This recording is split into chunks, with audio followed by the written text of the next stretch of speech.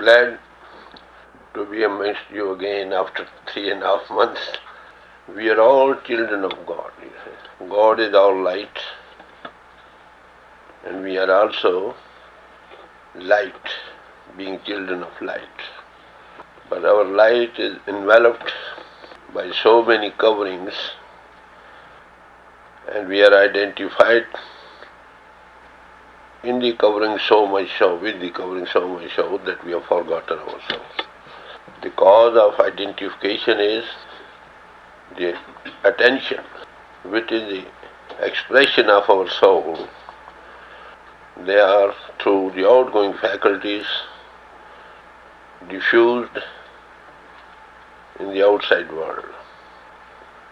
So we have got, as a man, this man body, a very wonderful house in which we live in. This is considered to be the highest in all creation, and all masters spoke very highly about it. They said, it is next to God. We are divine in nature. We are spirit in man. As spirit is eternal, we are also eternal. Why we fear that we will die? But this greatness of our own, which is innate in us, we have forgotten. So all masters say, well, just realize the Godhood in you, which already exists. You have not to put in from outside. When a master meets, he does not put in anything from outside within you. He simply, your attention, which is the expression of soul and diffused in the world, helps you to withdraw from outside and come to its source, which is our own soul, at the back of the eyes, where our soul is withdrawn from the body and go to the back, to the back of the eyes at the time of death. If we can do that, well, we realize that we are no other than God. So when the masters come, they say, we are in a very pitiable state. We are living in a house where so many outgoing faculties are working. They were meant to serve us, but unfortunately, instead of serving us, they are having control over us. They are dragging us like anything. Take outgoing faculty of sight. Ever since we are born, from that date onward till to this time, our attention has been diffused through the eyes to the outside things. So many impressions we have been receiving through the eyes, they are counted to be about 80%. And some are coming from other outgoing faculties. Next comes as the audition, and the remaining, that is about 14% from the ears.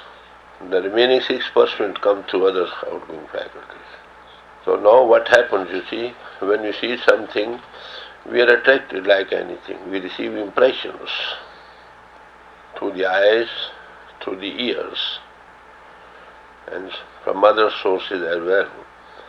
So much so that our subconscious reservoir is overflowing with the impressions we have been receiving all through life. When even we go to dream, they react there. So if we know how to withdraw or liberate ourselves from the outgoing faculties, there is some hope. But our soul is first under the control of mind. Soul and mind have become one. They are called jivas. Soul is eternal, as I told you before, being of one substance only. Consciousness, but coming in contact with mind it has become the doer. So both combined, being dragged to the outside things through the outgoing faculties, we are identified with them so much so that we have left no idea of our own self. We are souls, not mind too. Take the example of water. It is made of two gases, oxygen and hydrogen. Oxygen, is life-giving. When a man is dangerously sick, they say, well, I'll give him a cylinder of oxygen cylinder.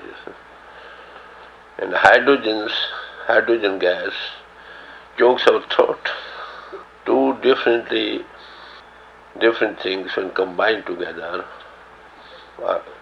form water, the quality of which is different from the two.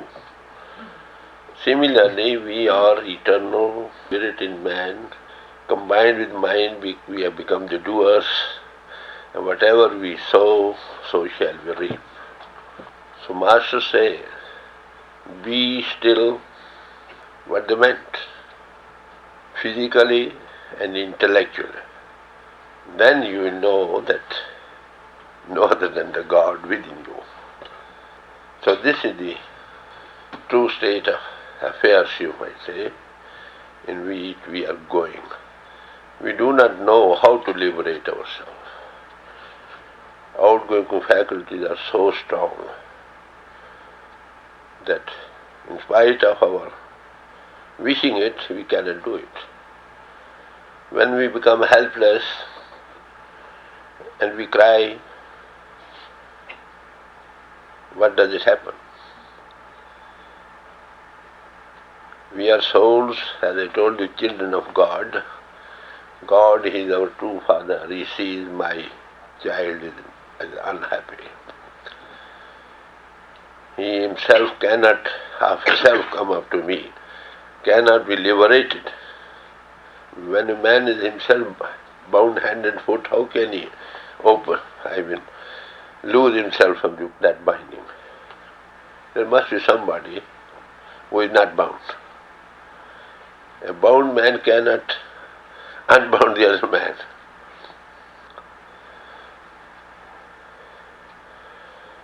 So you'll find somebody is required who has unbound himself.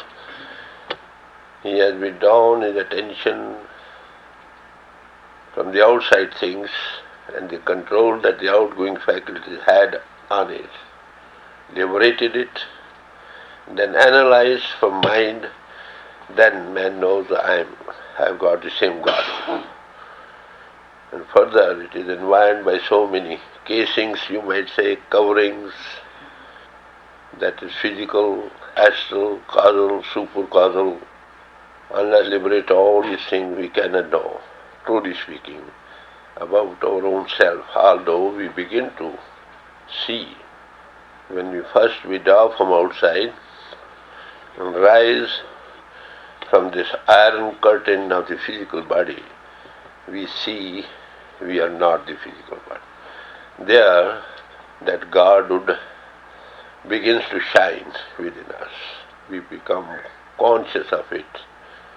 And as we progress further, we liberate from the astral causal covering. We become more and more conscious of that until we become one. Because after all, we are light. When light is just analyzed from all other things, naturally light just is absorbed in the grander light. Just take the example of a candle, you see. When it is burning, put it straight, the flame will go up.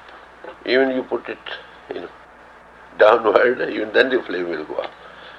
So our soul being light, you see, they always try to go to the source, great source of light, which is called God. That God which came into expression, all scriptures tell us, when God wished, there was light. So we are spark of that light, you see. So you'll find we have got this man body, a wonderful house in which we live in.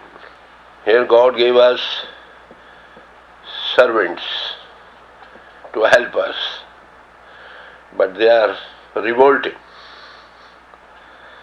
They, instead of following us, obeying us, they are dragging us outside. And what things come in the way, you see, to which these outgoing faculties drag us, they are pleasures.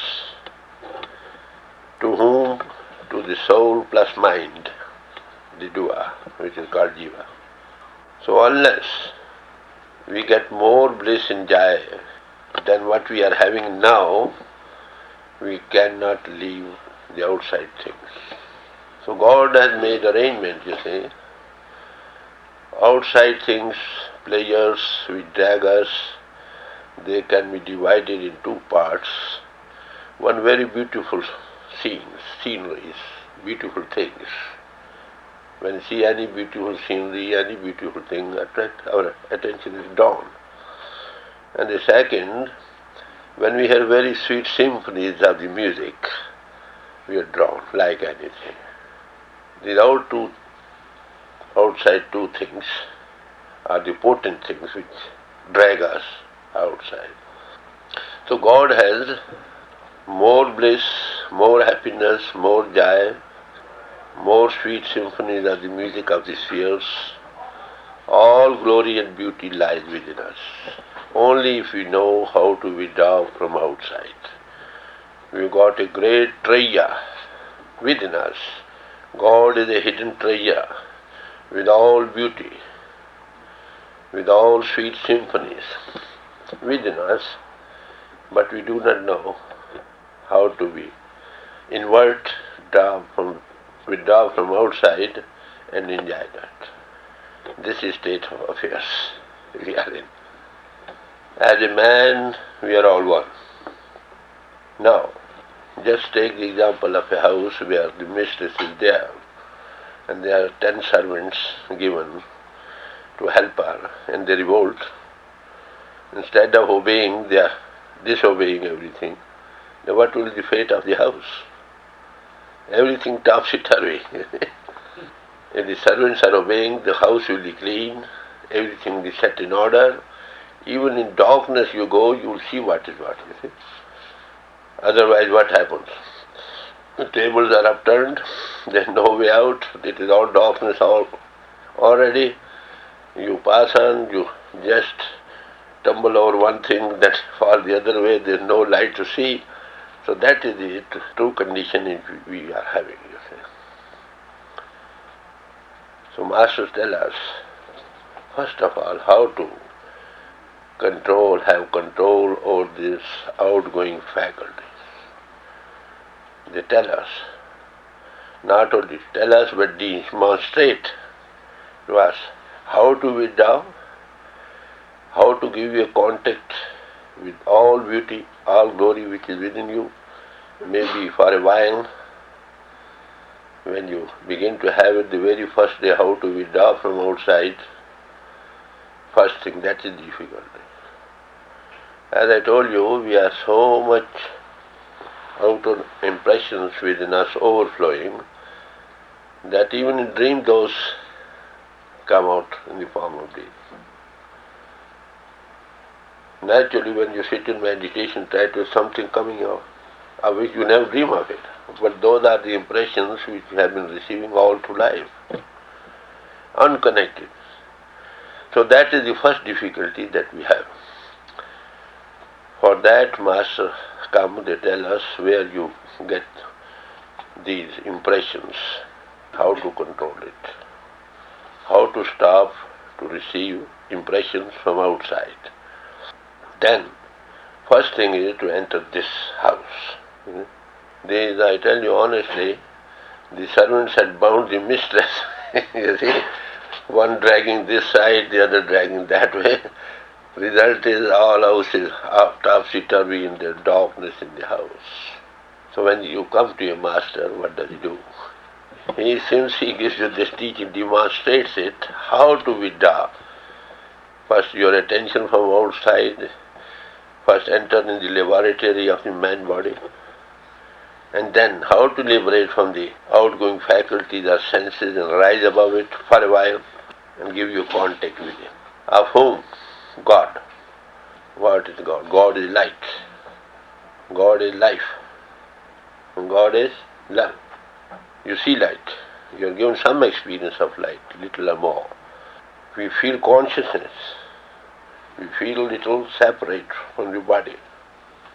We begin to see. Now we say it is my body, but we do not see, differentiate it practically. Then really we say, oh well, this is something else, like a coat to be taken off, to be put off. And naturally, God is love and love. We are drops of the ocean of our love. Naturally, love is innate in us. That sprouts forth. And as it comes in contact with that God into expression power, which is light and sound principle, it overflows. So this is state of affairs. This is the disease, you might say, or the affair that we have to set right. For this purpose, we have done various schools of thought. Religions are means to the end. They are the schools of thought in which we have joined. Who are we? We are children of light. Just under the control of mind and outgoing faculties, we are identified with body and outside things so much so that we have forgotten our own self. What to speak of that great power which is controlling each one of us in the man body? Otherwise, we could have run away out of it. We cannot. Their eyes, 2 eyes open, 2 ears open, 2 nostrils open, mouth is there. But we cannot run away out of it. That's the controlling power within us. So for a while when some master comes, what is he? The function of a master.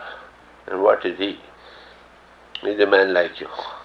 Of course, outwardly. He's got the same 2 eyes, 2 ears, 2 hands, 2 feet. He talks like you. He eats also to maintain the body. He does other functions of the world too, but he is conscious of his divine nature. He is conscious co-worker with the divine plan.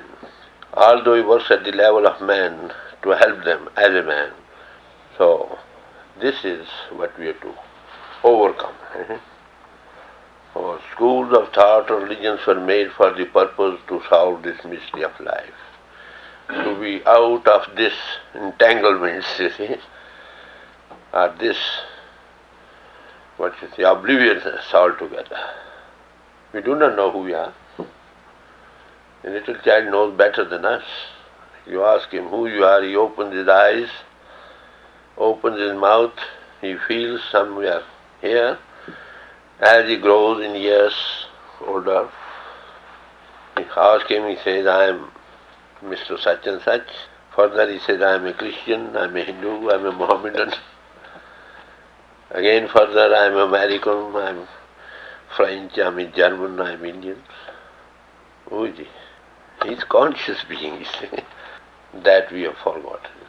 We go so far away from our own selves that we have forgotten our own self. So masters come tell us, they address us either as a man, from the level of a man, O man, awake, or from the level of the soul, conscious being, O children of light, awake. You are asleep, being under the control of mind, and your attention is diffused into the world and identified outside. You are awakened outside and asleep from within. And God power is already within you, awaiting for you. Your true home is the true home of your Father. That is of all consciousness, all wisdom. Why are you stuck fast in this material world and the outside things? These are only temporarily given to you.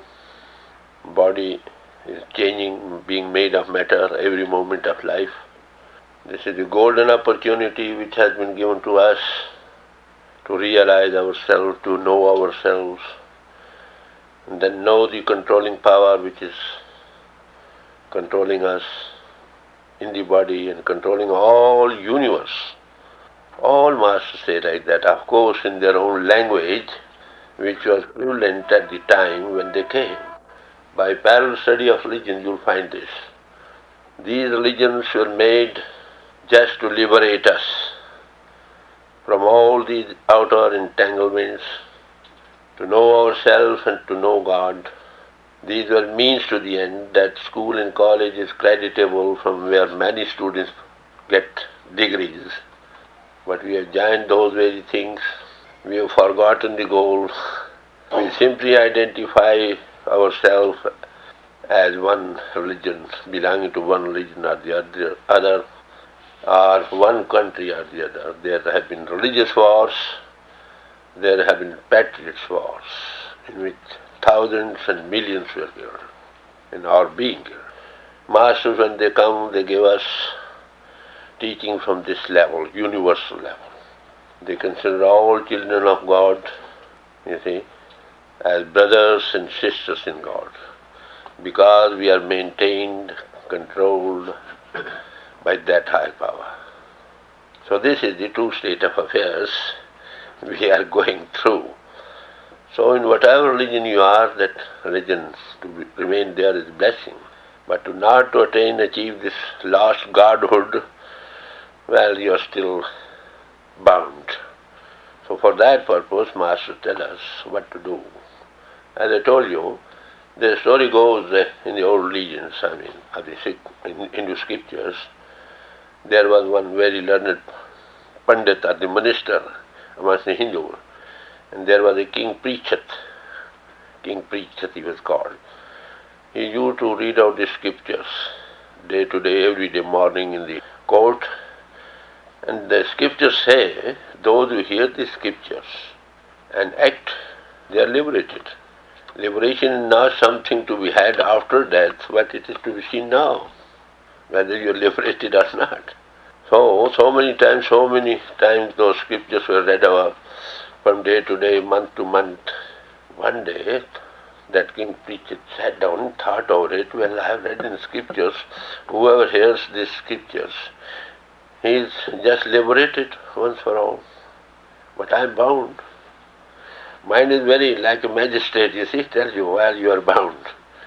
If you leave it to him, it is just true. He told the minister, well, look here, I have heard this scripture so many times. Again, I give you a chance to read the whole of the scripture again, from one end to the other. And after that, if I am not liberated, you will be put to death. What happened? In 7 days, the scriptures were read over throughout. And the last day, he came home. Well, lied down in despair. Tomorrow is the day of my death. His daughter was very wise, you see. Sometimes daughters are very wise. He asked, Father, why are you so sad? Well, dear daughter, I am to be put to death tomorrow. Why? Because it is laid in scriptures, whoever reads these scriptures and they follow it, they naturally are liberated. Because I know king is not liberated, nor I am liberated. Well, I must be put to death tomorrow. There is no escape from that. And his daughter told him, all right, I will go to the king tomorrow morning and just question him. She went next morning. King asked, why have you come, daughter? Well, I have come to just reply to your question, what you put to my father. What? You are not here. Let us go to the wilderness, all around, you and I. And she also sent for her father too, and got also 2 ropes. He tied with one tree the king, and the other with the other his own father. Both were bound with the tree. She came to her father, told, Father, will you kindly unbound the king over there? He says, well, I am bound already, how can I? Then she went to the king, well, king, would you kindly unbound my father? Oh, foolish girl, don't you think I am bound? How can a bound man can unbound the other one? And that is all she wanted. And this is what is happening. We are bound hand and foot by the outgoing faculties. We do not know our own self how to liberate. How can we liberate it? This is a practical question of unbounding oneself. So to read scriptures is not sufficient, mind that. To hear the scriptures is also not sufficient. But there must be somebody who can practically demonstrate how to withdraw from outside for a while, how to rise above these shackles of outgoing faculties, open our inner eye, give a contact within, maybe little or no. If once we do it again and again by regular practice, we will succeed. If at first you don't succeed, then try again. This is what the Master does. To give a lecture, to tell you how to say prayers, how to perform certain rites and rituals, that any man can do it after a little time. How to act in pose, how to laugh, how to cry. No. But this is a practical question. Who knows it, who has that experience, is competent, he will give you some experience to start with, maybe little more. And what is wanted there? He wants, be still, physically and intellectually. God cannot be known by the outgoing faculties, cannot be known by the intellect, cannot be known by the vital layers or the pranas. It can be known only by the soul. Like alone can know the like. When it is liberated, when it is analyzed from mind and outgoing faculties. This is practical. Now intellectually that appeals to you, but how to do it? Whatever methods we are having now, reading of scriptures, saying prayers, performing certain rites and rituals, they all relate to the outgoing faculty. And this is something to start when you rise above outgoing faculty. Even with the mind, intellect too, you cannot, unless you are intellectually still. As a matter of inference, you might draw inference to come to some conclusion. But still the mind is working, intellect is working. We must be intellectually still too. Then a sort of transport arises to the soul, and it is unbound. This is all we have to do. So when someone comes to the Master, what does he do? He first, all these 10 servants of the outgoing faculties, 5, audition, sight, smell, taste and touch, working to the sense organs of the ears, eyes, nose, tongue and skin. These are to be controlled. If these are controlled, then how should we set in order? Or every servant to do his job. Or you clean the room, you set chairs in order, you light the candle, everything all right. So this is the first thing to be done. Those who are attached are given up to the outside enjoyments, pleasures, maybe good, or bad. Both cannot rise above body consciousness. That is why Lord Krishna said, good actions and bad actions both are binding, like the gold chains or the iron chains. So this is practical. First thing, what we have at the feet of the Master. He gives you how to withdraw from outside for a while, how to rise above body consciousness for a while. One day cannot become an M.A. Rome was not built in a day. But once you get something by regular practice, by obeying his orders, naturally you become adept. The man who is reading in the M.A. class today, sometimes he is reading in the primary. If those who are reading in the primary, they are given the same help and guidance, well, they can reach the M.A. class. That is why it is said, every saint has its past and every sinner a future. Man can change. even the dacoits, you see, can become saints. There is hope for everybody.